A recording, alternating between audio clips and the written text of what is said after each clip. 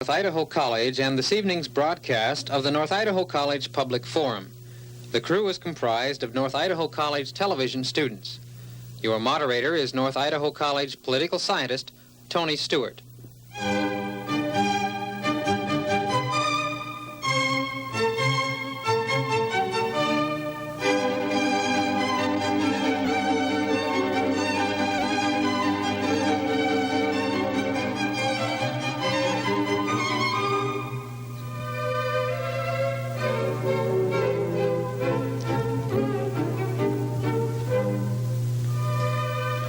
Good evening, ladies and gentlemen. This evening and for several weeks to come, we're going to be dealing with the topic, the future of sports. We're going to be interviewing several personalities from throughout the nation on this topic. There'll be other programs that will fall in between some of these. Our first guest during this group of programs on sports is Mr. Calvin Jones. As to background, for 4 years, Mr. Jones was a cornerback for the Denver Broncos of the National Football League. After 4 years with them, he damaged his knee and therefore has gone into several other types of activities, including at this time going back to get his master's degree in the field of theology. He is also a radio color commentator for all games on the region-wide University of Washington Huskies football broadcast. In 1972, he was chosen by the Associated Press as an All-American while at the University of Washington in Seattle. He is a speaker throughout this part of the country on the subject of what's happening inside the National Football League. Also in 1976, he was chosen by the other players of the NFL to represent their particular interests at a White House conference that was conducted by President Gerald Ford on the subject of athletics and sports by nationally known athletes. Mr. Jones has been on campus today to speak to our students on this topic, and we're delighted to have him on our program. Mr. Jones, thank you for joining us. Thank you. It's been fun. Joining with me this evening and questioning our guest will be three panel members. First, the regular panel, Mary Lou Reed, holding a bachelor's degree from Mills College and did her work in religion at Columbia University in the graduate program. Welcome, Mary Lou. Thank you, Tony. Also, it's a pleasure to welcome as a visiting panel member Dr. Les Hogan, who holds a bachelor's degree from Whitworth College and his doctorate from Washington State University and serves as Dean of Students at North Idaho College. Welcome, Les. Thank you, Tony. And a third member of the panel and a regular member is Janelle Burke, holding a bachelor's degree from the College of Idaho and a master's degree from the University of Indiana. Welcome, Janelle. It's nice to be here today, Tony. We'll proceed to questions, and the first series will come from Mary Lou Reed. Calvin, would you begin by giving us some of your personal history? How did you get into football in high school, and how did it go from there? Well, high school was a very interesting time because, you know, when you're 15 years old, you feel like you know everything in the world. And my mother wasn't really too enthusiastic about me playing football. I wasn't noted for my size because I was about, at that time, 5'3" and about 130 pounds. And she told me I would never get anything out of football, and so I was out to prove her wrong. And as it worked out, that motivated me to get into football and to play hard and to prove to her that I could play football with the big guys. And that was the starting ground, first year of organized football. Have you found that your size has been a handicap completely, or has it had quite a few advantages? Are there some surprises in your size that you could talk to us about? Right, definitely. The funny thing is that I never considered myself being that small, even during high school and college, even though my wife gets on me a lot now because they listed me at 5'9", and when the Pro Scouts measured me my senior year, I was 5'7". Shrunk. And so she would argue with people, you know, down to the, you know, her bare bones, you know, almost ready to fight. He's 5'9", he's 5'9". Then I had to come home, you know, after being married 3.5 years and tell her I'm 5'7" and 1/8. That was a setback for a few weeks in the home front. But professionally, in the pros, it has, I think it's been an asset for me because at my position, I have to hit guys that are 6'5", 250, 260 pounds. And for a guy that big to hit me, he really has to bend over real low. And my position, usually when I hit him, I have to hit him around the knees and the ankles. And he really struggles with trying to get down there on me, and it really helps me. Whereas if I was 6 feet tall, he would kill me. So you have the speed, and they really can't get a hand on you. Exactly. That's really pretty Some interesting. disadvantages, being 5'7", we have to guard some receivers, maybe 6'5", 6'4", and They that's look pretty pretty tall. big. Yeah, it's scary. Yeah. But have you always played that position, or in high school were you a quarterback, or have you moved around? Moved around, played running back. That was the position to play because, you know, all the people liked the running backs. You know, the stars were the guys who carried the ball and scored touchdowns, and so I played offense and defense in high school. Dr. Les Hogan. Yes, one question I would like to ask is, in this day and age, we hear a lot about the negatives of athletics and possibly the fact that some of the attributes that have been acclaimed for athletics really aren't true. I'm thinking of things like the things that supposedly athletics teach individuals. What do you see actually, having gone through a very successful high school program, college program, professional program, what can an individual gain through the media of athletics? And I'm talking about an athlete now. I think probably the most important thing is to be able to deal with success and failure.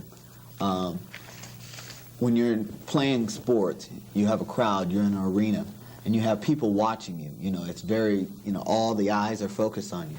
And you get embarrassed right out there on the field. You know, you lose, you make a bad play, and then you have a chance to enjoy success also. And that's how life is, you know. And so many times maybe we've looked into the storybook of the we live happily ever after, and life really isn't that way. As you grow up, you find out there's headaches and after headaches, and as you grow older, you think you're going to learn a little more, but they still come. And I think that's where sports really has been an education for me, that I'm going to have good times, but I'm going to have some hard times, but I'm committed to it. I'm on the team. We're working together. And I think it's very positive. I really encourage sports, even from day one. As soon as the kid's old enough to go out there and know it's a ball, I think they should participate. Janelle Berg. I would like to ask you some questions about generally football, sort of definition kinds of things. What is the National Football League? What Good. really does it mean? Good. What is the farm system, and what is it comprised of? Who are the owners? These kinds of things, and perhaps you can tell us a little bit about the National Football League and what it is made up of. That's a very good question. Many people misunderstand what it's all about. The National Football League is made up of two league, the AFC, which is the American Football League Conference, and the NFC, the National Football League Conference. There's 13 teams, well now 14 teams with the new addition of Seattle and Tampa Bay. In each division. There's 3 divisions within each conference, and the division, Eastern Division, Western Division, and Central Division. The main reason for the separation and the breakdown is for the playoffs, and so that teams aren't playing each other every week. The owners, it's a very selective group. One thing, you can have a lot of money to get in. Like, I think the Seattle team costs $16 million. That's your fee that you have to pay to get in, to buy the team and to get into the league. And I think one owner had to come up with 51% of that, so about approximately $8 million, one man. So it's a lot of money to get in. And then even if you have the money, you go through a process where it's almost like the Senate, you know, the U.S. Senate going through your personal finances, because they want to make sure there's no dealings with gamblers, or that it's all clean and on top of the table. So it's really hard to become an owner of a team, because you have to have the money, and then you have to have a group of men with good reputations. And so once they get into the league, then they decide, mainly geographically, what division. Like Denver's in the same division with Oakland, San Diego, Kansas City, now Seattle. And that's the Western Division of the AFC Conference. It could get a little complex, you know. I just learned it, I think, about my second year in the pros. Really understood where each team went. But the main separation is the AFC, which is the American Football League Conference, and then NFC is the National Football Conference. Can you briefly tell us something about selection of players for the league? Okay, now they just changed to a draft. They call it the draft system. They go 12 rounds. Each team, there's 28 teams, each team draft in reverse order, like the team with the worst record, which I don't want to make any predictions, but it looked like Tampa Bay may have the first draft pick again. But they'll draft first. They draft the first player out of college. The farm system, I think you mentioned, that's an interesting term. That's usually associated with baseball, farm. But in football, the colleges provide the players for the pros. There's been some thought of the pro teams paying colleges, since that's been the breeding ground for college athletes to go into the pros. But they come out of college. That's the main pool of players, and they're drafted by the team. And then the team, like whoever wins the Super Bowl, they get the last pick. That's the first round. You go through 28 picks. Then you go into the second round, and they go through 12 rounds, and that's how they select the players. What kind of a chance does a fellow who doesn't go to college have to be drafted? Slim to none. It's very hard. There are a few players that went through that didn't go to college, and they made it. A couple of guys with the Washington Redskins. I can't think of anyone offhand, but I wouldn't recommend it, because many times when a guy tries out, I never tell a guy to give up a job to go try out to play football in the professional league. They do have, however, Calvin, don't they, industrial leagues, especially in the East and the Midwest? Very true. Very well developed in the East. They have teams, and I think they get good crowds, and I think they pay the players also. In California, they had a league, and I'm not sure how strong it is now, but Washington, up in the Northwest, we have a few teams up there. I think there's about 6 teams, but usually they play against junior colleges in the area. And these would be semi-pro teams? Yes, semi-pro teams. Every once in a while, you get about, especially out of the East, you may get 1 or 2 guys off a team, and they'll make it with a pro team. But generally speaking, they like the college athletes because they've gone through the proper training, and they've completed their education, and most of them have been shooting for the pros. Whereas in the minor league, a lot of the guys want to get in, but a lot of training is missing. Calvin, earlier today you made the comment that there were many stereotypes that we all know about football players in the National Football League, and that they're all big and that they do that their entire life. But that you made the comment that the players, as you've come to know them in the National Football League, magnifies our present society as to occupation and so forth. Would you elaborate upon that comment that you made? Well, the reason I mentioned that was that people asked about a lot of the ugly things in professional football, like the dope and the sex and the whole trip like that, and they asked, is it happening in the NFL, or what are they doing, what are ball players involved with? And I think the feeling I received my 4 years in the pros is that it's just a smaller society. It's just a smaller society of what's happening in our larger society, that football players have human needs, they have hurts, there's loneliness, there's guys without any direction. They're just out there playing football. There's guys who are going through med school right now. I know a guy I played with just completed med school and was playing football, starting with the Denver Broncos. And I can't even imagine doing that. But he did. He accomplished it. So I think to expect anything greater out of football players just because we're in the public's eyes, I think a false image we're putting before the young people.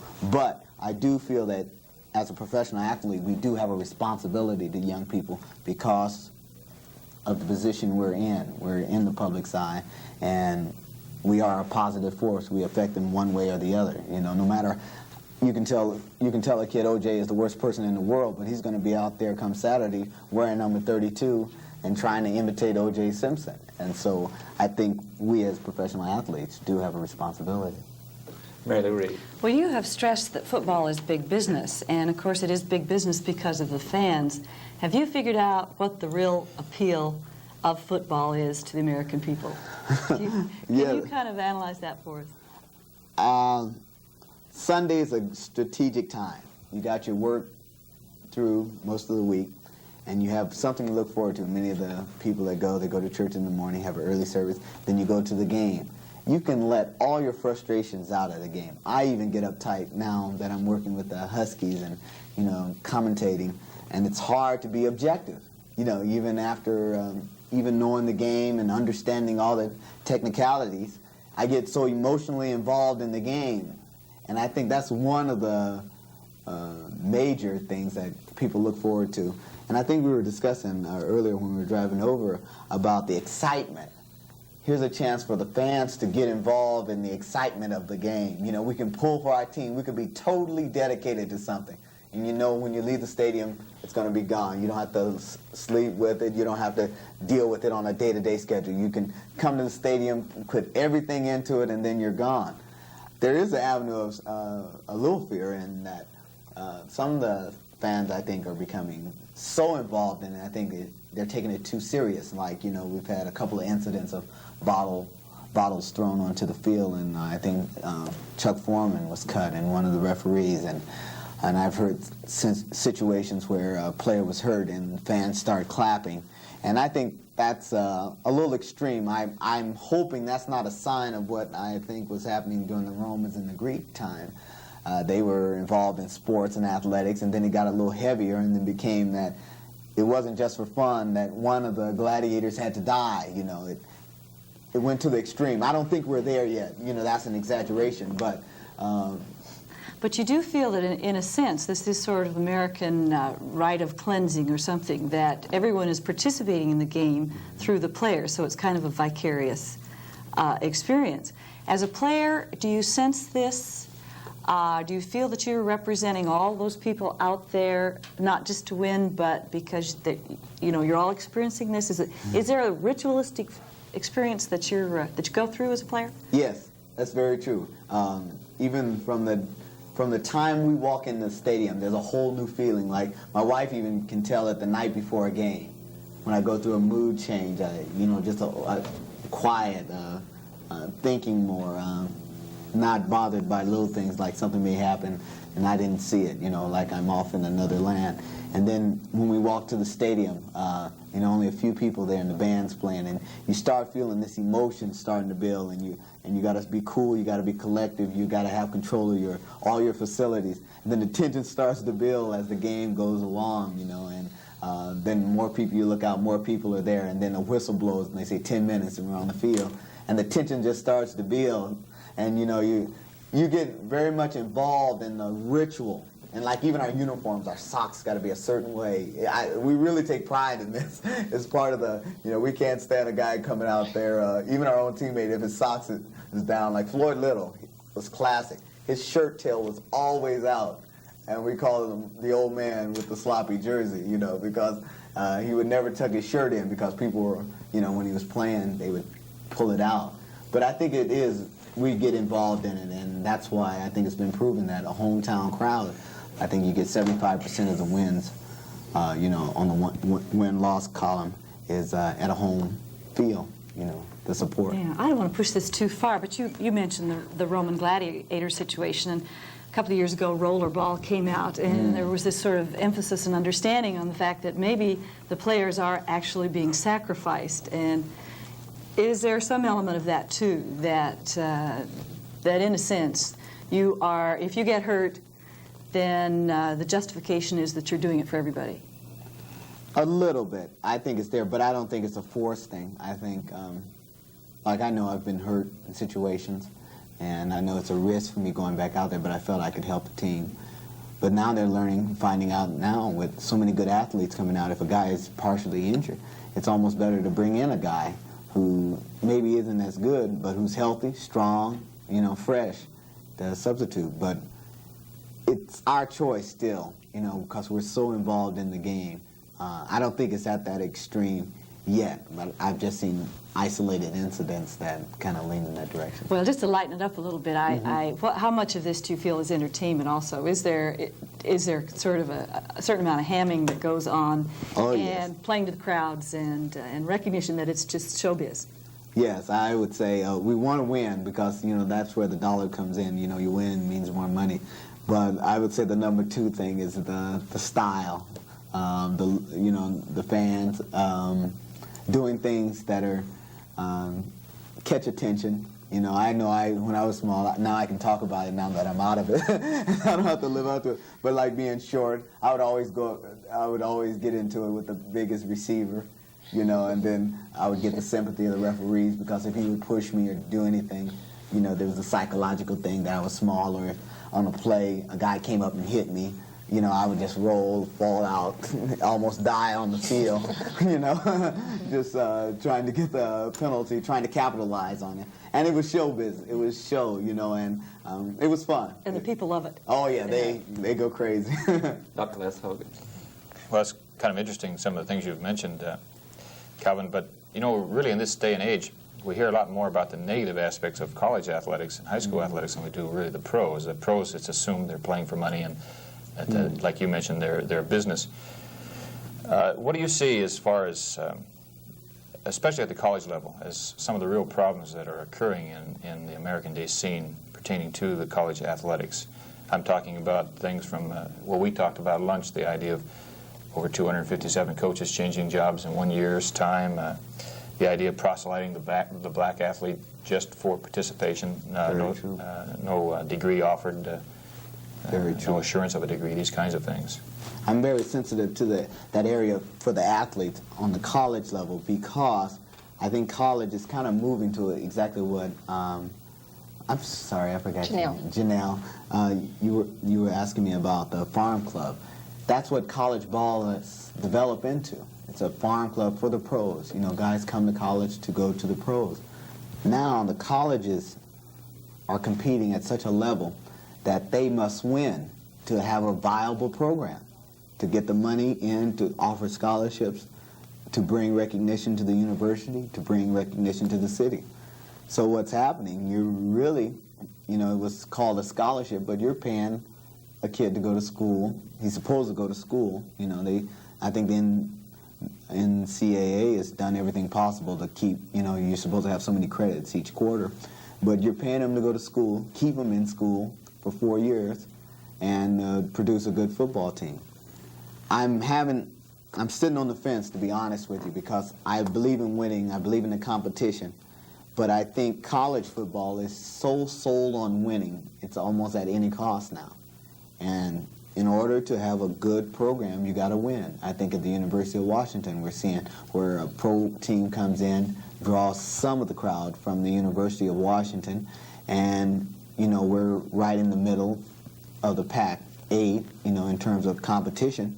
And I think in the next couple of years, the Huskies must see, a top team, a winning team, in order for the program to continue offering scholarships and the things they can offer for a school. So I think I'm answering the question and then negating it on one hand, because I believe in the competition, I like it, but I think there's too much emphasis on the winning instead of the process of going to school. And again, you mentioned the black athlete. That's one of the areas where I really feel it, especially in basketball also, where, a lot of the northern schools, they're recruiting a lot of black athletes out of the South. They get great basketball teams, but the possibilities of getting into pro basketball is worse than football, because they only carry 11 men. And so you have, especially in the urban areas where black athletes are, basketball is the thing, and they're aspiring to be the Dr. J's and the Kareem Jabbars, and there's just not that many openings there.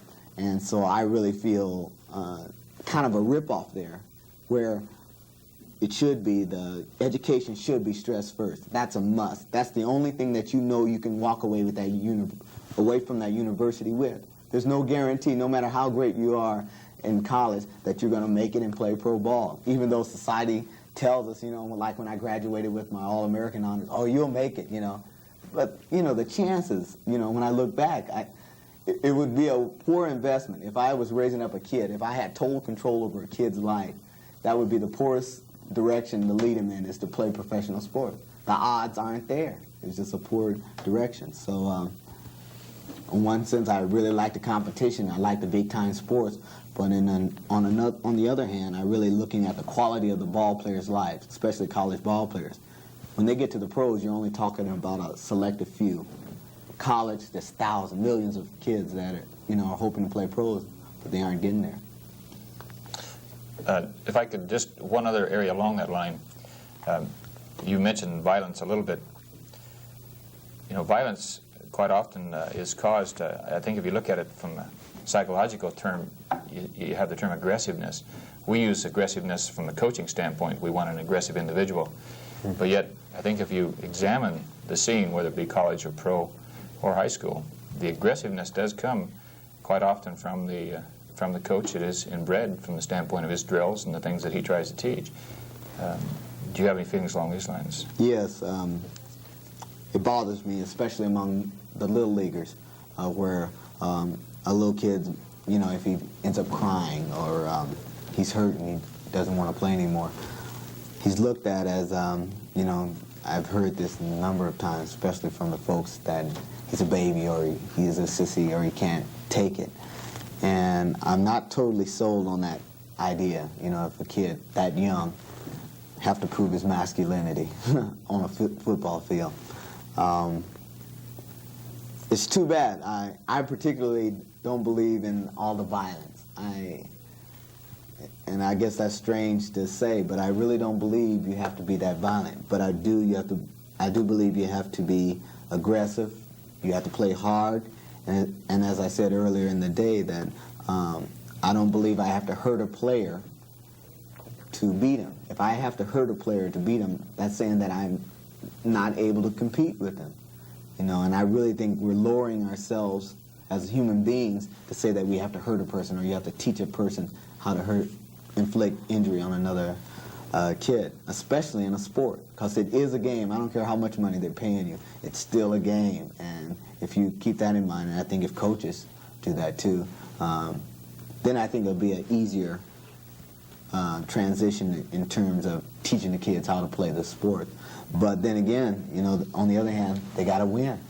And that's the money. We're back again, you know, to the money situation. Janelle Berg. Arthur Ashe has been quoted by the New York Times as having said that the black student, the young black person, should stay in the classroom, not out for sports. And I take it then that you would agree with him for the most part. Mm-hmm. But I would like to follow that one point farther and ask if you see other places that young people can excel in individual sports. If they should be, if we should be encouraging young people towards sports that can be followed throughout their lives, that they can enjoy either individually or in a group. The young person who plays football, even in high school, is in the minority because there are a few who are chosen for the team. And there are other sports that people could participate in throughout life or as an individual. Can you comment on this area? Yes, I agree with that. I think Arthur was referring to, I think, some questioning about why there aren't that many black athletes in the tennis or golf, the individual sports.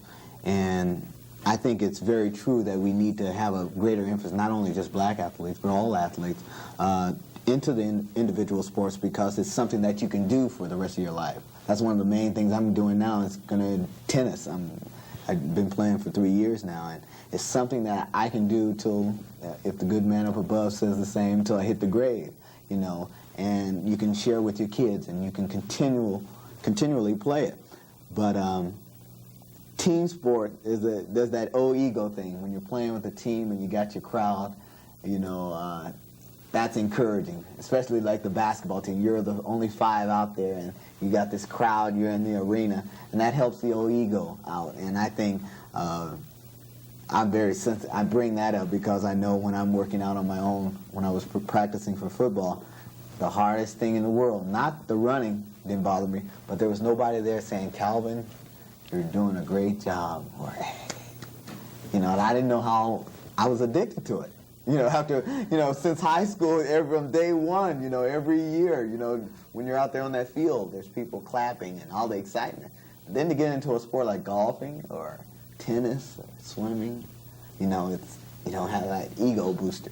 It becomes more inward. And so I think that's probably one of the major reasons why people like the team sports more. Calvin, another area that I think is of great interest, quite often someone who's very famous from the sports field is somewhat sensitive about autographs and so forth, and as they visit across the country, asked to be somewhat protected, and that is getting involved in the question of private life for a very famous person. And since you certainly have been so well known in the field and have known others, what is the problem for this is true of politics too, but especially in the sports area, where so many Americans watch and know the people through television by face and name, is private life totally destroyed for a very famous athlete? For the very famous athlete, I wouldn't classify myself there. I would be ranking about the lower 10th on that. But famous athletes, I think, is one of the hardest. They live one of the hardest lives, I feel, because even dealing with just basic things, relationships, especially single men growing up, even though you have the image or the stereotype where they like the party and the life, the fast life, but when you seriously get them by themselves and they developing relationship one-on-one with a woman, to really believe that they can trust and that they're into them as a person and not the name Jabbar or the name OJ or the name the names are just so dominant in your minds that it's hard to see the person. And I think in terms of what they want to do with their lives or the things they want to do, it's constantly in the papers. Professional sports is the one thing where if you're doing something good, it's in the paper. If you're doing something bad, it's in the paper. If you think this way about this politician, it's in the paper. You're always there. Everything you do is public information. Whereas you're always, and you want to keep a good image, There's a few guys that say, well, forget it. I don't care what the public say. I'm going to do my own thing. But I think most of the guys feel the strain. They feel the pressure. And I don't know what the answer is. I think we all need heroes. I like heroes. I get excited to say I played in the NFL and see the guys. And then I know a perfect one was when now that I was moving out of ball and been doing more reading and things, especially in politics and stuff, and I was in New York when we were back there, and I saw Geraldo Rivera, and he came out of the restaurant. I said, "Oh, aren't you?" And my wife said, "Be cool, trying to, keep calm. He probably gets this all the time. Nice looking, gentleman." And she said, "Now you know how little kids respond when they see you." Like in Seattle, all the time. We were driving down the coast of Oregon at this little gas station, and the guy asked me, "Aren't you Calvin Jones?" And I said, "No, how did you find out?" And at first it kind of bugged me, because I felt like I was getting away. But I realized it because I see people that I identify with. I need a hero.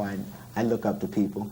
And I don't know if there's an answer to it. I don't know. I think that's part of the price you have to pay if you want the limelight. It's a tough decision. Thank you.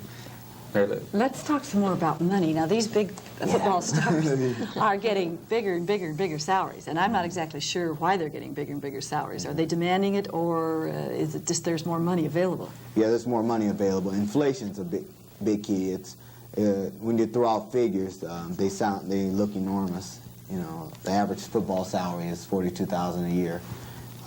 What's the range there? Let's see, the minimum is $20,000, I think it is now, and they go up. OJ makes the most. I think he makes $600,000 a year, and he's the highest paid football player. I think Kareem Jabbar is the highest paid athlete, or maybe Pelé. I don't know. There's a couple of guys now that are up there, but I think it's just a basic business philosophy: the supply and demand. If people will pay the salary, for the tickets, they'll keep bringing in the athletes. Well, do you think this is hard on the fans? Do you think it can possibly price itself out of business? No, I think it's becoming an elite group, that are making it to the games. You're talking about businesses buying up block seats and, people who are from middle income to upper middle class that can afford to go, and they'll continue going to the games. Seahawks come in the first year and they charge $14. I'm sure it's justified, but just $14 for one ticket to a game is just, I'll wait for the reviews, but they sold out. Yeah. So do you go in It's a going business. Yeah, so do you go in and tell Jack Thompson, well, be nice to the fans and let's go down to $12? when maybe next year they may be going up to 15 or 16. I'm not sure. I'm just talking off the top of my head. In that if they can go up to $15 or $16 and still sell out, they'll go up. How do the rest of the team members feel if one superstar is getting all the newspaper, is getting the big money, and obviously, it's putting his pants on one leg after the other? How does the rest of the team feel about the attention and the money that maybe the superstar gets, as opposed to maybe their $20,000 minimum? There's a little jealousy always there when you see the big names. But if there's a guy like OJ and he's keeping the people in the park and keeping you respectable in the league, you don't complain too much. Usually there's understanding. Like Namath, say the year in '68 when he took the Jets to the Super Bowl. They really didn't care what Namath was getting, because Namath took him to the Super Bowl, and they were going to get that check at the end of the game. So, but there is the jealousy.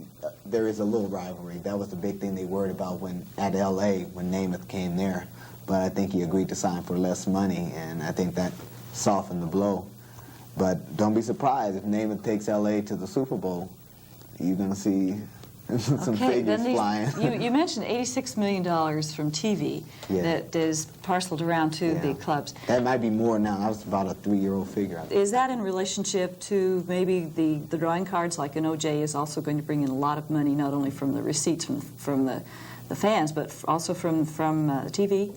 Yeah, well, see, the team, the networks, they bid for the rights of the games, and they have to pay the NFL office, because the NFL office sells just like at a local station, like say the basketball games here at the station. They bid, they put out bids, and the big networks bid for it, and so the prices get up there high. And like the Super Bowl, I think 1 minute was $250,000 for 1 minute advertising. Wow.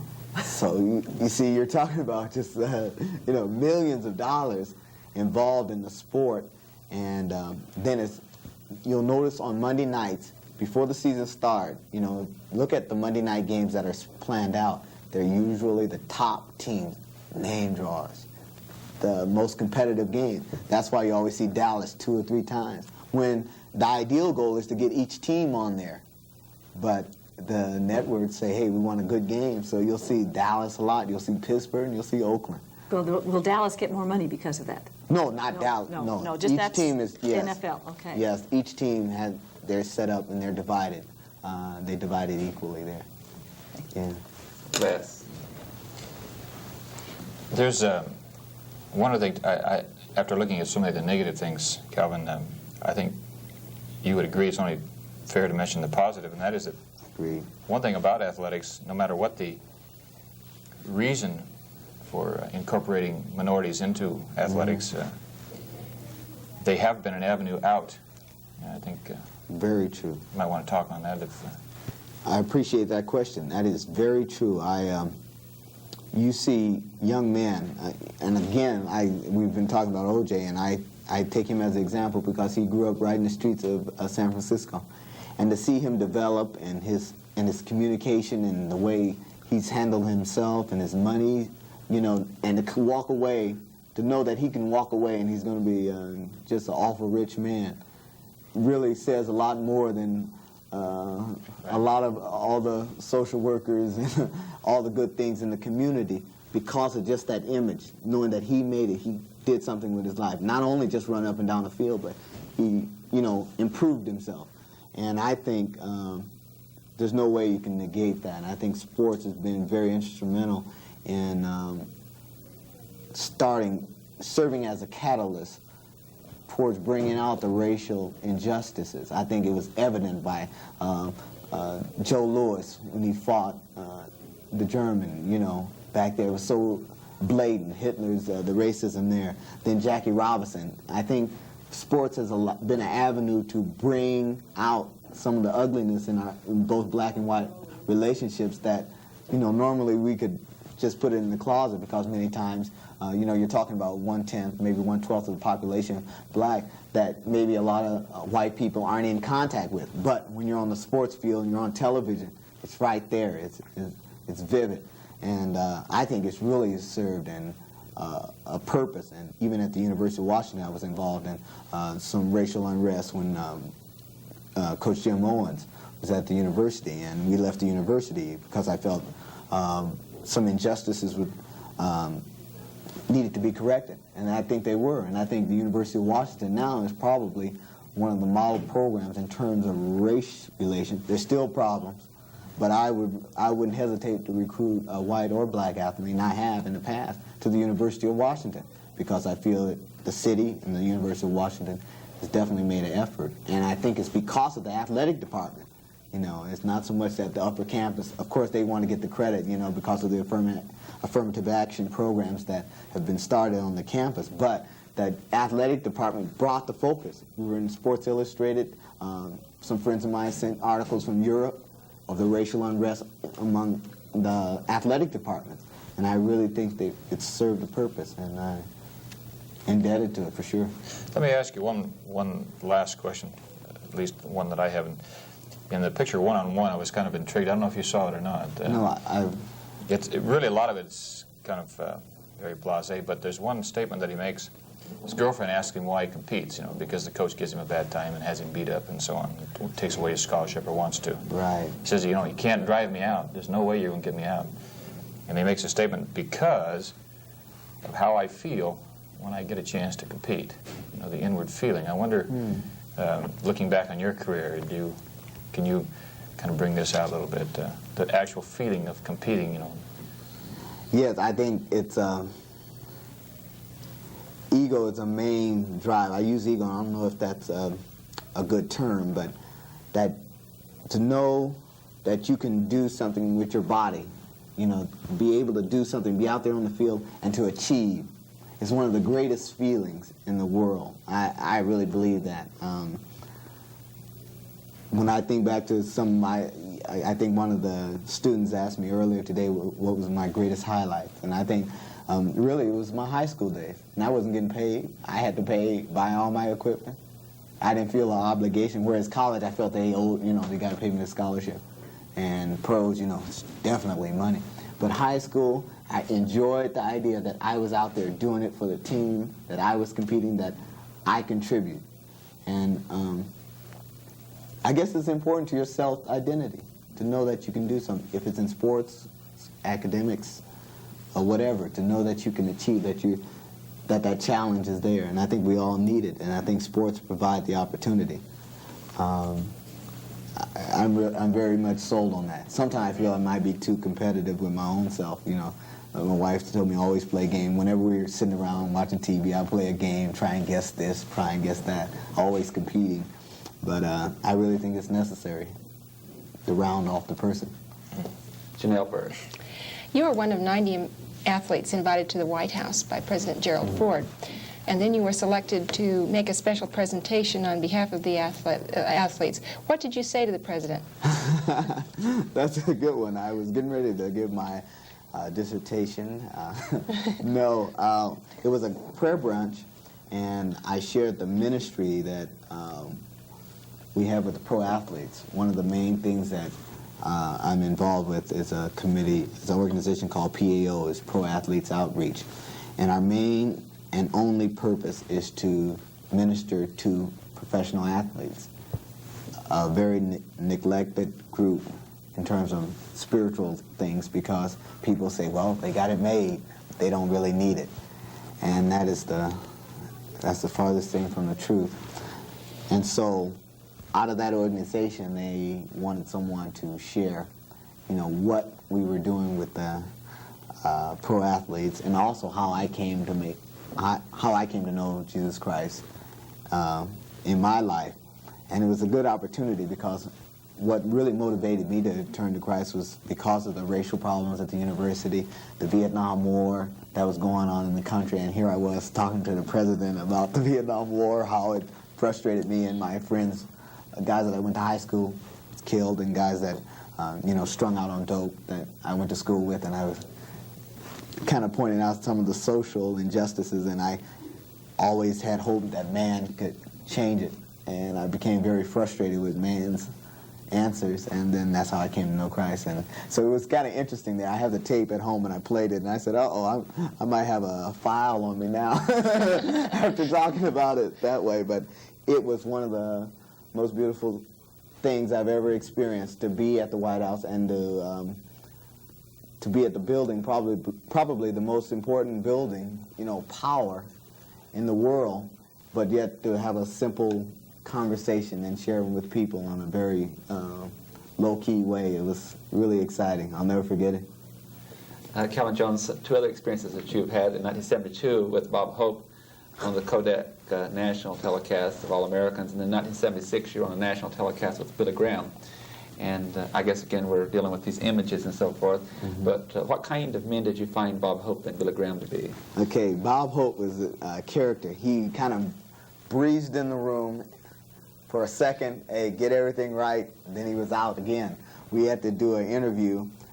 We had to practice before. There was 22 players with All-American, and we had to come up before the camera, say our name. I'm Calvin Jones, University of Washington, 5'9", 175 pounds.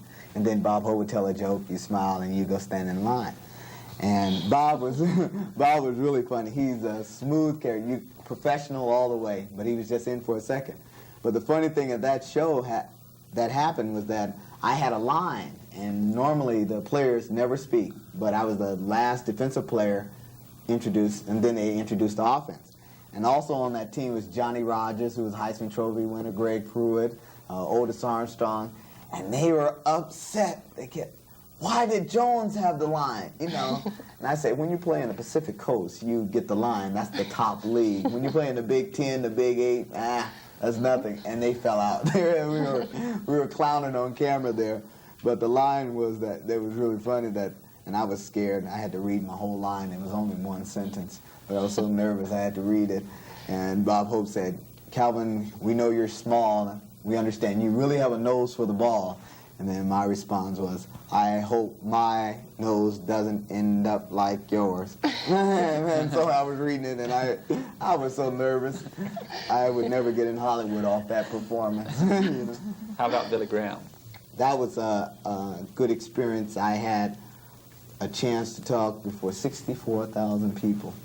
And the thing was, it wasn't because I was so great in my speaking, but the people, they were sitting up in the stands, and the cameras were right here close, and that was the only thing that I could see. I couldn't see the people. So I was very calm and collected because I couldn't see anyone. And I had a chance to share for 3 minutes my personal testimony and some of the things that I was involved with. And it was a pleasure meeting a man like Billy Graham, who's received both criticism from the Christian world and the non-Christian world, but I really respect him as a man, being committed, totally committed. Not that I agree with everything he did or trying to push him up on the same level with God, but you really have to respect a man who's gone all over the world and has been true and committed to his cause. Mary Lou Reed. Well, your father was a minister, and you are now studying to join the ministry. What do you plan to go into, to have a regular parish? What are your hopes, and how do you see working in your past experiences into your future ministry? I don't necessarily see myself going into a pastoral role right away. I feel I need to grow up. I tease my wife. We're going to have our first child in 4 weeks, and I tell her I got 4 weeks to become a responsible citizen before I take on the responsibilities of parenthood. But I kind of jokingly feel the same way about the ministry. I feel that football has allowed me an opportunity to grow and meet a variety of different people. And my ministry, I really feel that it will not, for the next few years, be a traditional ministry. Right now I'll be working with the Young Life group, and it's a number of organizations right in Seattle, and Campus Crusade and Campus Life. It's a kind of a combination of all three, and we're working on a ministry inner city there where nothing's really that's happened, with the young kids that aren't in churches, that are in juvenile centers. And it's kind of exciting to see what can happen. And so that's where my energies will be in the next few years. But you never know, I may get into the pastor. Well, do you see yourself coaching along with the Young Life? Is this part of it in working with young people? Do you see that as something you'd like to do?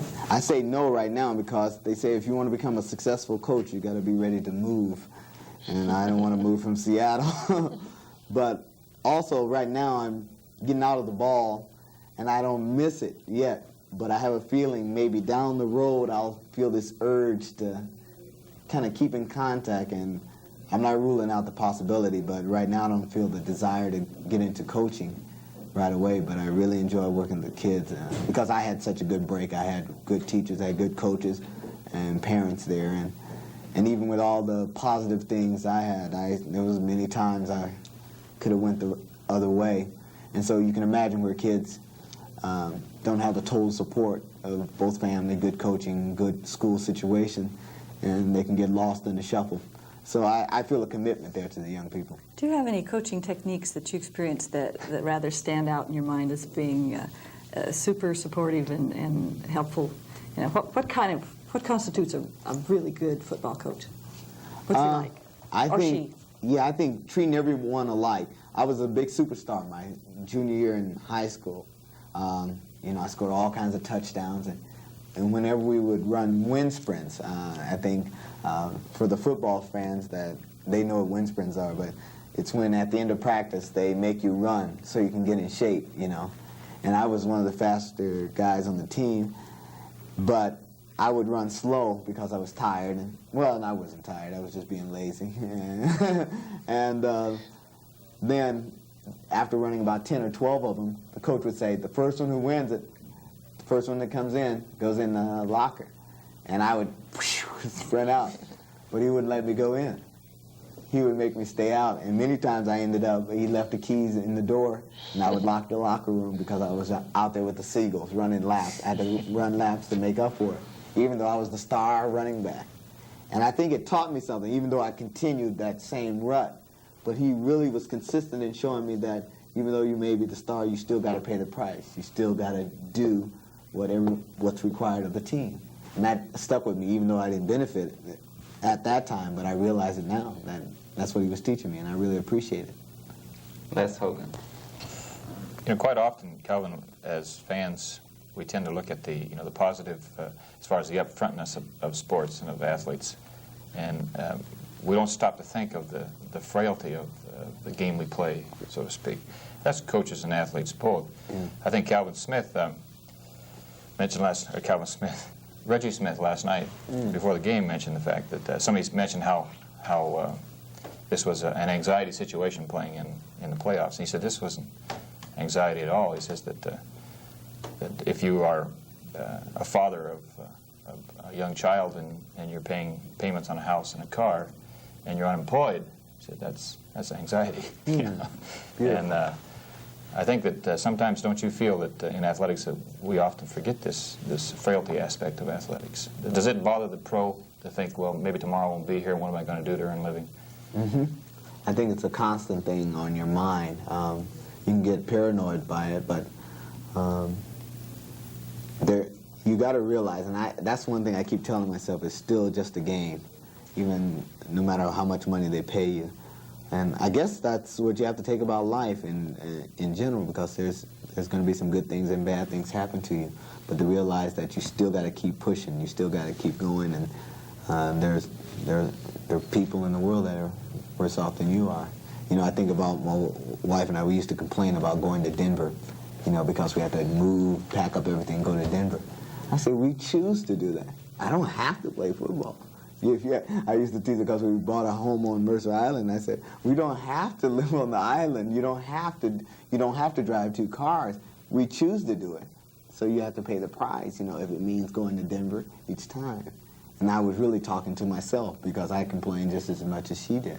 But I think that's part of that growing up aspect in life, and I think sports give you a chance to learn it quicker.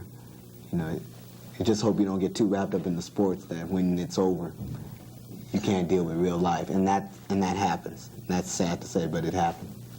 I know that's the point I was getting at. Is I know you mentioned that today. Is the people that you've known that have been faced with the fact that, well, I'm no longer able to participate Right. It's kind of like your life dropped, because your whole identity, your whole personality, your whole whoever you are was wrapped up in that football or on that field. And then when that's taken away from you, then you know, it really hurts. And I guess a vivid example, I really felt I would get uptight. I used to think it was a racial thing, but it wasn't. It's like when I would come into a restaurant and people would treat me a certain way, but it wasn't necessarily because I was black, but I was just a regular customer. Then if somebody called my name or I was recognized, then they say, uh-oh, he's Calvin Jones, the football player. That was telling me, and it made me uptight, that I was a legitimate person because I was wearing this Bronco on my chest. And if I took that Bronco off my chest, I would be treated the other way. And it frustrated me because I said, this is what society molds us into. So I would always want to expect, you know, then I would get into the mold and say, well, I want people to know who I am. But that shouldn't be. That shouldn't be. I should be who I am, not because I'm wearing this Broncos on my chest, but because I'm a human being and I'm coming in your place of service. And that's the thing that I think I wrestled with. I think 2 years ago I was really wrestling with it, and I think my wife was wrestling with it because she was known as Mrs. Calvin Jones. Mm-hmm. You know, identity thing, because guys her own age, you know, Mrs. Jones instead of Marlene, you know. And that even bothered me, you know. It made her sound like she was so much older than they were, you know. I guess maybe that was their way of establishing the safety zone or whatever, I don't know. But it was frustrating for her identity's sake. Chanel Berg. How can we teach our youngsters a good attitude toward competition? And are stars born, or are they educated to become stars? Do you just find a child who really has what it takes to become the superstar, or with a lot of work and hard effort can they become one of those superstars? Mm-hmm. I think both. I don't think there's an absolute either way. I've seen very talented guys that really can't handle competition that well. A good example, my brother, that's not a cut down, I'm not trying to cut him down, but he played basketball so well, but he just didn't enjoy competition. It wasn't in his makeup. He was a very relaxed guy, and I don't think there's anything wrong with that. My father used to get on him a lot of time because he's about 260 pounds, and my father said, everyone asked, you know, are you the football player? You know, when we would be together. But he was just a laid-back guy. Dynamite basketball player. That's why I didn't play basketball, because he shot so well, and I was younger and I couldn't do it. You know? I have to interrupt. Unfortunately, the clock has caught up with us. I want to express our appreciation to you, Calvin, for being with us today. Ladies and gentlemen, our guest has been Mr. Calvin Jones, who was an All-American collegiate football player and played 4 years for the Denver Broncos in the NFL. Today is a radio sports commentator and also involved with the ministry. It's been a pleasure having him on our program, and may I invite you to be with us again next week at the same time on this station, when again we'll be discussing another significant issue. And until that time, this is your moderator, Tony Stewart, wishing you a good evening.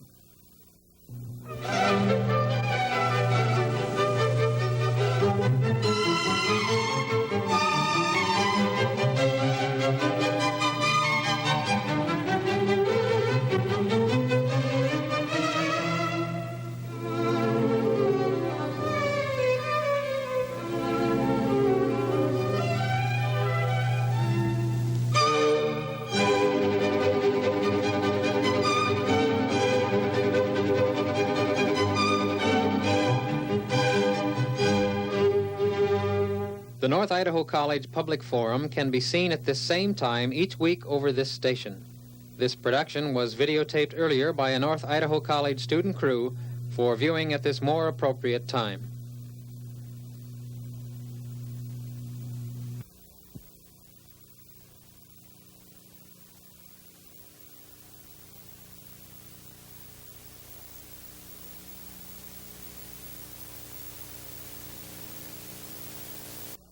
Welcome to the campus of North Idaho College and this evening's broadcast of the North Idaho College Public Forum.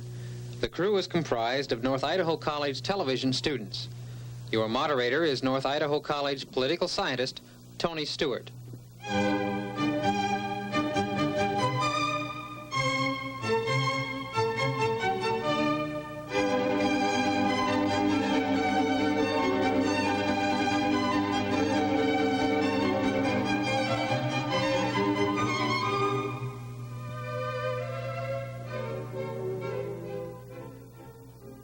Good evening.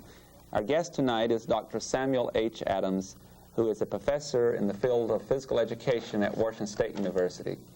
Dr. Adams holds a B.S. degree from Whitworth College in the year 1953. In 1958, he received a Master of Education from that same institution. In 1969, he was awarded the Doctorate of Education from Washington State University.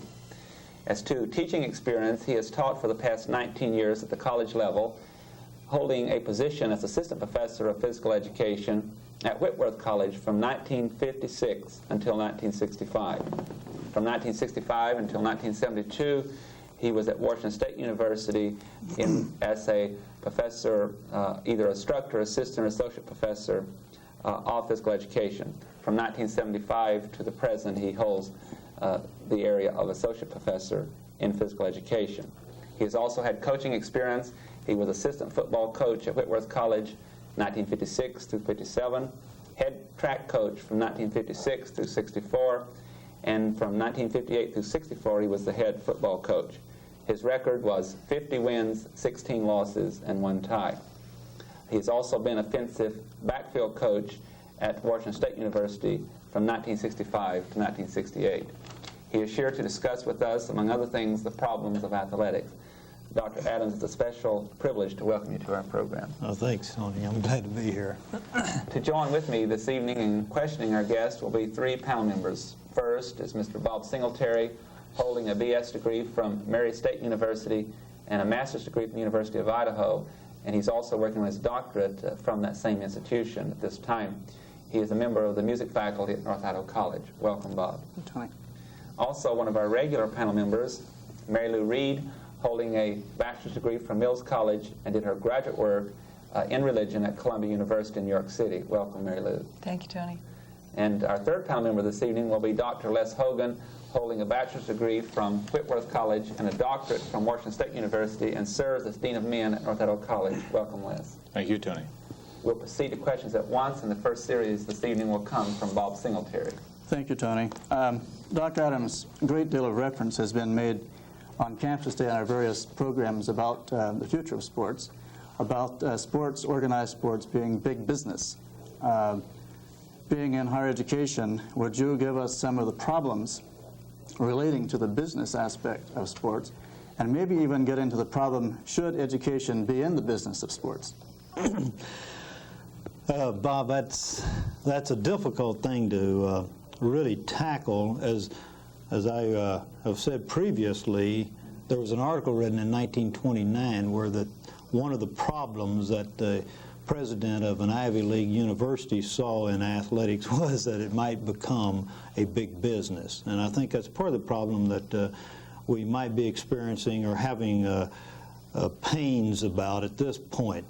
That to have a successful athletic program, it does take money, because you have to have the athletes there. You have to be able to schedule the good competition. You have to be able to recruit and so forth. And most schools, in fact, some of the better-known schools who have stadiums of 100,000 students or 100,000 people still lose money, even though they pack their stadiums every Saturday for the football game. And so finances are certainly a real problem. And to be able to finance this kind of program, it has become, in a sense, big business. It is really a business. Now, as far as education being involved, it is rather difficult, theoretically, to justify athletics as part of an educational institution in most major college settings. Part of the reason being that in order to justify something or any kind of enterprise, educationally must be tied into education. Most major schools, the athletics are set aside. They do not come up through the structure of education. The athletic director is responsible directly to the president of the university, not to anyone within the education scheme of things. And therefore, it's really not, in that sense, educational, even though you can take the view that all things are educational. Everything you do is educational. But as far as fitting into the educational pattern of a university, it would be hard to justify it as an educational enterprise. However, you can justify it as an entertainment enterprise, and then when you get into entertainment, then you can justify it as business. I read in, I believe, April's issue of Athletics, Coaches and Athletics magazine, and I'd like to maybe quote a little bit of that and see if you agree with this. The quote was, "In order to be a successful in the coaching profession, a coach must recognize that aims and objectives of athletic competition must parallel the aims and objectives of the educational institution and society." You feel that's being done? You feel that's rather ideal? Or is it possible? Certainly is rather idealistic, and I would hope that the aims of athletics would be the same aims as education, which would be to educate or provide opportunities for the person, the student, to realize his maximum potential. I hope that's being done, and in many cases, I'm certain it is.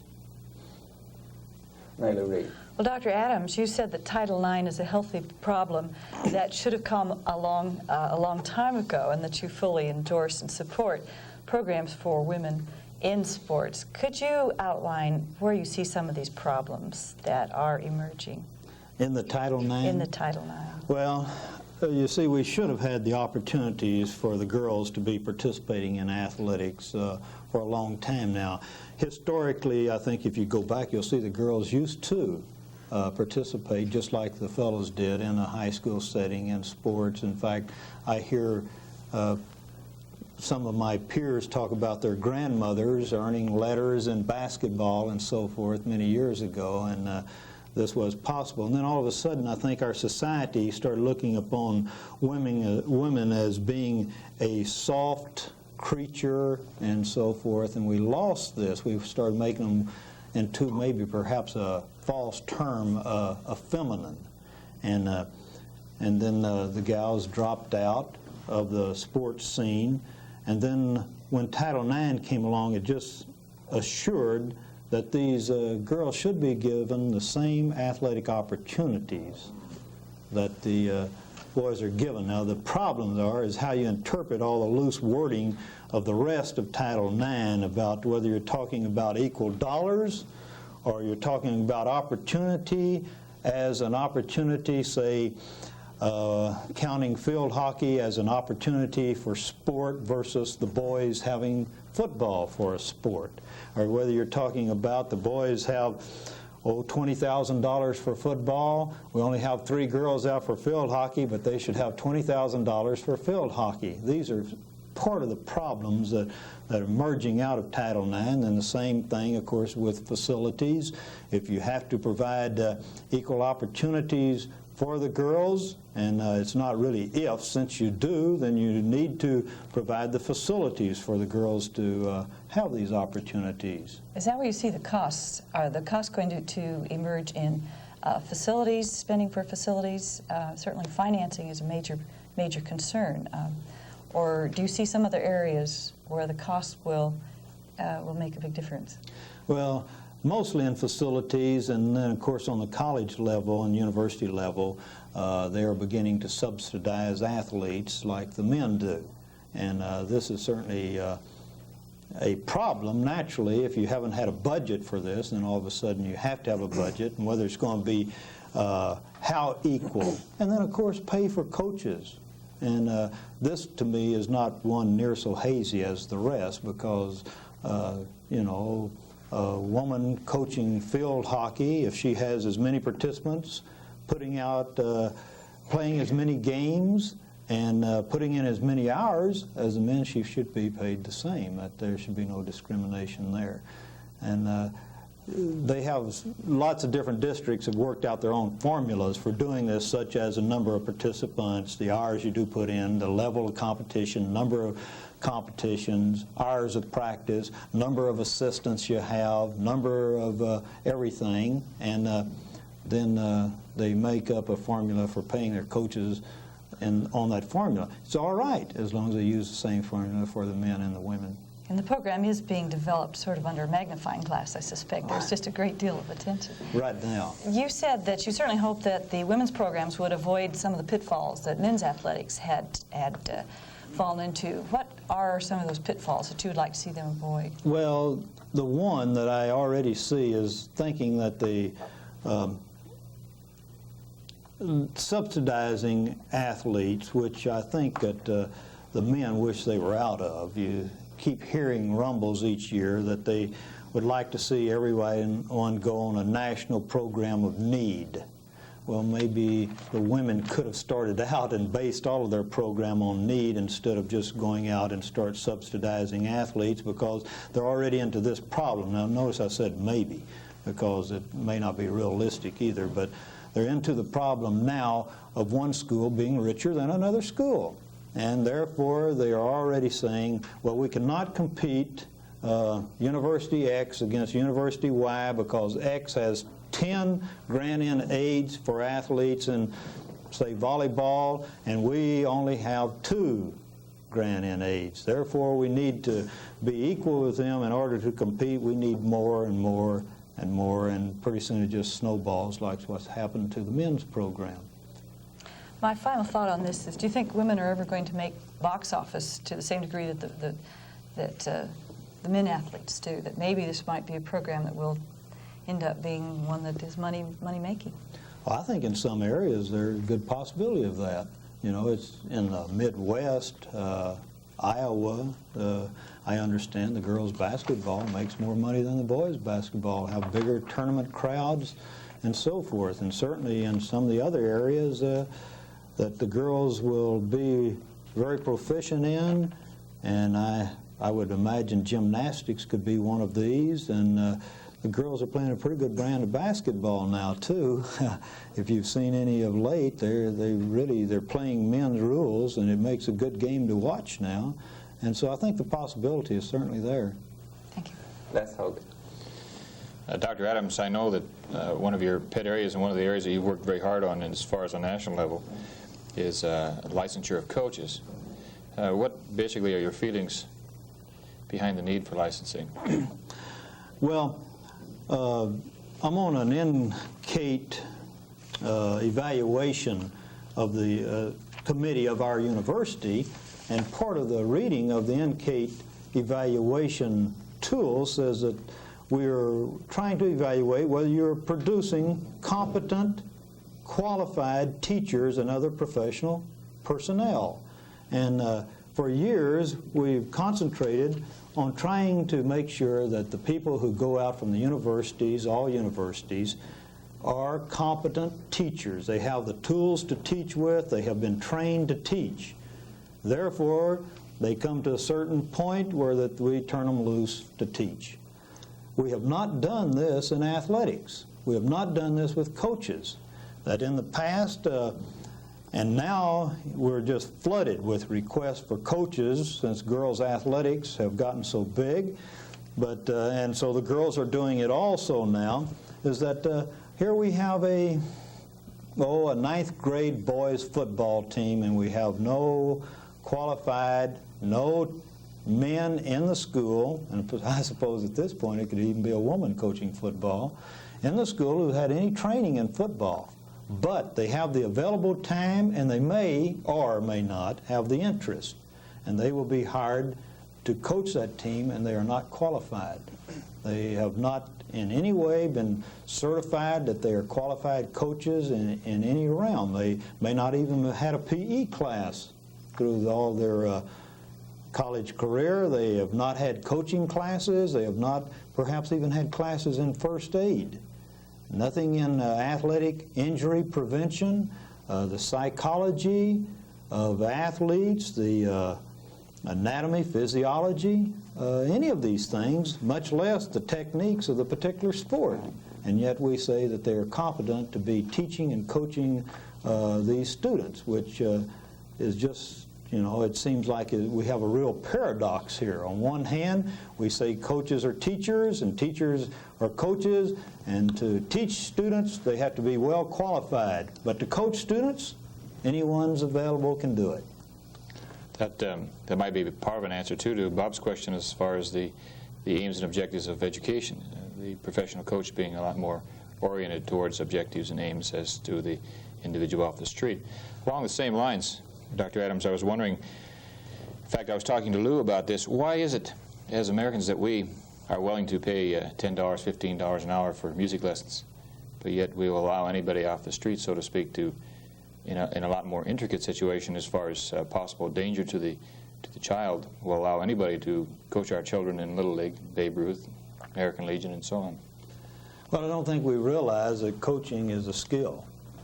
That to be a good coach, you must have real skills. You must understand the student that you're working with. You must understand his development, both physically and psychologically, emotionally, and that you need to understand the particular sport, the techniques that you're teaching. You need to know about movement patterns, positions, all these things, and we've really paid no attention to that because sport is usually fun. That nearly anybody enjoys play, and we relate play as being sport, which is not necessarily true. But and therefore anybody can stand there and toss out a ball and watch people play because you really don't have to teach them to play. They just play naturally. One last question along those lines. I'm sure that you would agree is if you have licensing of certain skills and abilities, then you also have to have a tool to measure the ability of the licensed individuals. Have you given any thought along these lines? Well, this is a problem, as you may know. For years, we have talked about programs and personnel in programs, and how do we evaluate these programs and personnel. In athletics, it's always been the first and probably the last aspect that you look at is the win-loss record. Well, there's much more involved in this, and to this date, there has not been any kind of standardized tool for evaluating coaches or programs that has been produced. That I know of one that's being worked on that'll be out in a year from now. And as far as I know, it's the first attempt in this area of assessing either personnel or programs. And it gets very much in depth. So we need to look at a coach as to his personality, his professional preparation, his knowledge of the student, his knowledge of the game, his knowledge of health aspects, his knowledge of his role as a public relations person, his knowledge of his role as to how he fits into the community morally, and all these things. And yet we hardly ever think about these. We look at the coach and we say he's a successful coach because he's won so many more games than he has lost. And we need to look more and more into these other aspects in order to really evaluate whether a person is a good coach or a bad coach. Dr. Adams, Bob brought up earlier in the discussion a little bit about the question of lifetime sports versus those as football and basketball, where the individual may become rather proficient, but not proficient enough to play professionally, and therefore after high school or at least after college will terminate his career in that. Whereas if they deal with golf or tennis or other lifetime sports, that they will carry that through their occupation as they go out into life. Would you express your concerns about this? We've already talked about today that the large sports as football brings in the money, but there's another aspect of this. On the other side, I'm somewhat playing the devil's advocate and letting you react to it, and that although those sports bring in the financial rewards, is that what education's about? Are we in education as corporations are for money making, or are we in the business for helping people acquire both knowledge and skills that will take them through life? Well, I may not exactly answer your question, Tony, the way you have it stated, but you see, I feel very strongly that athletics are a very important part of the secondary school educational program and should be financed as such, that they should not depend upon gate receipts. In fact, gate receipts should not even enter in upon whether we have this sport or whether we do not, and to what extent we have it. I believe that athletics are very educational on the secondary level and should just be financed as any other department within the secondary school framework. That the money should be just in the budget, and it is there to be used as part of the total budget of the school. Bob Singletary. I'd like to keep, if I may, Dr. Adams, with the problems with education, but gear it towards the individual athlete. In an organized sports situation, we have students from very early ages specializing. Those specialties are sought after, often paid for, and if not money, certainly recognition. And because students are caught in this kind of situation, they probably could go all the way through their educational career being motivated, highly motivated, to put all their eggs in one basket, more or less, and maybe come out of the educational process very lopsided. Are we really exploiting those students and maybe giving them a disadvantaged education in regard to their total educational experience? Well, I think there's two sides to that question, Bob. One is that most authorities do say that specialization in sports shouldn't start until after the high school age. Let a boy or girl participate in a wide variety of sport, and I do know that some coaches even, well, for years, if you play their sport, then they do not want you in any other sport in high school. Some schools have the rule that you can only participate in a certain number of sports. You can only do a certain number of sports during one season, and perhaps if you're a cheerleader, you cannot participate in a sport at that same time, and limitations on these. And some of these things are good. However,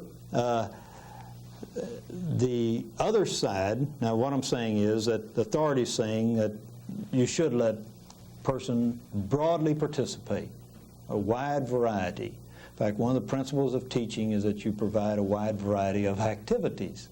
Okay. The other side of that, though, is that if you have these people who are very good athletes, they might be the only ones participating. And the lesser athletes, unless you have a very broad program, many levels, would never have a chance to participate because the few very gifted ones would be the ones who would be doing all the participating in all the sports. And so it is quite a dilemma. However, I do believe within the structure, as much as they can, they need to leave the flexibility for people to participate as broadly as possible. Seems to me, along with this, that just judging from schools that I am aware of, that the sports events that lead to more individualization, that cover a wide gamut of degrees of experience, age, weight, body build, all these types of individualized things, are lesser supported than those that demand specialized few participation in a team-type effort. You know, some of the most specialized sports, though, are things that we don't hear a whole lot about. A boy or girl in high school may participate only in golf, and we don't hear much about this, and yet that is specialization. Usually you find the football athlete participates in basketball and or baseball track.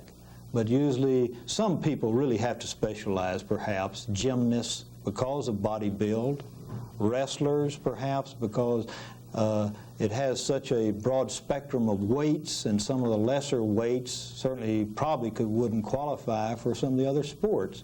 And swimming. And so some of the specialization is certainly justified. Some of the other, though, it just seems to happen. A golfer usually is not a real bulky football or basketball type, even though a lot of the good athletes are good golfers. I think what I'm asking is that in the organized aspect, do we seem to give more money or more prestige or more time or more effort to the staffing and facilities of those team-type sports that bring in more money and bring more prestige to the organization? They usually than have we do to the more individualized. But they usually have many more participants too, and therefore it's usually the demand that in football, at a typical high school of AA, you may have 100 people turn out. You see, while for golf you may have 15. Therefore, if you're going to have 100, and that's only on perhaps the 3 last grades, not counting 9th grade, then you have to have more levels to satisfy more kids. Therefore, you have to have more coaches and more facilities. I think, Dr. Adams, this is another aspect of kind of the same question. And you said earlier that sports are not necessarily play. And if you could separate out this element of games, what would you say that games per se play in the role of education? That's a tough one, because whenever I said that, I just about bit my tongue off, because sports are play, and yet they're not just strictly play, if you know what I mean. There's a difference in going out and having, maybe I would be better off if I said it was more of an organized play, because sports, you're organized, you're taught, you have a certain practice type situation, and you usually have competition set up. While play, I was referring to where perhaps you just get together and take a ball and have a make-up game with no kind of practice, with no kind of being taught, just sort of a sandlot type situation.